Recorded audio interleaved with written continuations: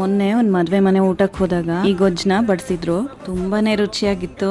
ನಂಗೆ ಎಲ್ಲಾದ್ರೂ ಹೊರಗಡೆ ತುಂಬಾ ಟೇಸ್ಟಿಯಾಗಿರೋ ಅಡ್ಗೆ ತಿಂದ್ರೆ ಮನೆಗ್ ಬಂದು ಟ್ರೈ ಮಾಡೋ ತನಕ ಸಮಾಧಾನ ಇರಲ್ಲ. ನೀವು ಹಾಗೇನಾ? ಕಮೆಂಟ್ ಮಾಡಿ. ಹೇಗಿದ್ರು ಸ್ಟ್ರಾಬೆರಿ ಸೀಸನ್ ಬಂದಿದೆ, ನಾನು ಟ್ರೈ ಮಾಡೋಣ ಅಂತ ಮಾಡಿದೀನಿ. ನೀವು ಟ್ರೈ ಮಾಡಿ, ತುಂಬಾ ರುಚಿಯಾಗಿರುತ್ತೆ. 100 ಗ್ರಾಮ್ ಸ್ಟ್ರಾಬೆರಿನ ಚೆನ್ನಾಗಿ ತೊಳೆದು ಹೆಚ್ಚಿಟ್ಕೋಬೇಕು. ತಿಂಡಿ ತಿನ್ನೋ ಸ್ಪೂನ್ ಅಲ್ಲಿ 1 ಚಮಚ ಉದ್ದಿನ ಬೇಳೆ, 1/4 ಚಮಚ ಮೆಂತ್ಯ, ಸ್ವಲ್ಪ ಜೀರಿಗೆ, ಸ್ವಲ್ಪ ಸಾಸಿವೆ, 2 ಚಮಚ ಬಿಳಿ ಎಳ್ಳು ಹಾಕಿ ಚೆನ್ನಾಗಿ ಹುರ್ಕೋಬೇಕು. ಆಮೇಲೆ 2 ಚಮಚ ಒಣ ಕೊಬ್ಬರಿ ಹಾಕಿ ಹುರಿದು ತೆಗೆದಿಟ್ಕೋಬೇಕು. 5 ರಿಂದ 6 ಬ್ಯಾಡಗಿ ಮೆಣಸಿನಕಾಯಿ, 2 ಗುಂಟೂರು ಮೆಣಸಿನಕಾಯಿ, ಸ್ವಲ್ಪ ಎಣ್ಣೆ ಹಾಕಿ ಹುರಿದಿಟ್ಕೋಬೇಕು. ಹಾಗೆ ಒಂದು 7 ರಿಂದ 8 ಕರ್ಬೇವಿನ ಎಲೆನೂ ಹುರ್ಕೋಬೇಕು. ಹುರಿದಿದ್ದೆಲ್ಲ ತಣ್ಣಗಾದ್ಮೇಲೆ ಮಿಕ್ಸಿಗೆ ಸ್ವಲ್ಪ ಉಪ್ಪು ನೀರು ಹಾಕೊಂಡು ನುಣ್ಣಗೆ ರುಬ್ಕೋಬೇಕು. ಒಂದು ಬಾಂಡ್ಲೆಗೆ ಎಣ್ಣೆ ಅಥವಾ ತುಪ್ಪ, ಸಾಸಿವೆ, ಜೀರಿಗೆ, ಕರ್ಬೇವು, ಇಂಗು ಹಾಕಿ ಹೆಚ್ಚಿಟ್ಕೊಂಡಿರೋ ಸ್ಟ್ರಾಬೆರಿ ಸ್ವಲ್ಪ ಉಪ್ಪು ಹಾಕಿ 1 ರಿಂದ 2 ನಿಮಿಷ ಮಾತ್ರ ಬೇಯಿಸ್ಕೋಬೇಕು. ಇಲ್ಲಾಂದ್ರೆ ಸ್ಟ್ರಾಬೆರಿ ತುಂಬಾ ಮೆತ್ತಗಾಗುತ್ತೆ. ಅವಾಗ್ಲೇ ಮಾಡ್ಕೊಂಡಿರೋ ಮಸಾಲೆ ಪೇಸ್ಟ್, ಸ್ವಲ್ಪ ಹುಣಸೆ ರಸ, ಬೆಲ್ಲ, ಸ್ವಲ್ಪನೇ ನೀರ್ ಹಾಕಿ ರುಚಿ ನೋಡ್ಕೊಂಡು ಉಪ್ಪು ಅಡ್ಜಸ್ಟ್ ಮಾಡ್ಕೊಳ್ಳಿ. 2 ರಿಂದ 3 ನಿಮಿಷ ಕುದಿಸಿದ್ರೆ ಸ್ಟ್ರಾಬೆರಿ ಗೊಜ್ಜು ರೆಡಿ. ಪೇಜ್ ಫಾಲೋ ಮಾಡೋದು ಮರಿಬೇಡಿ. Thank you.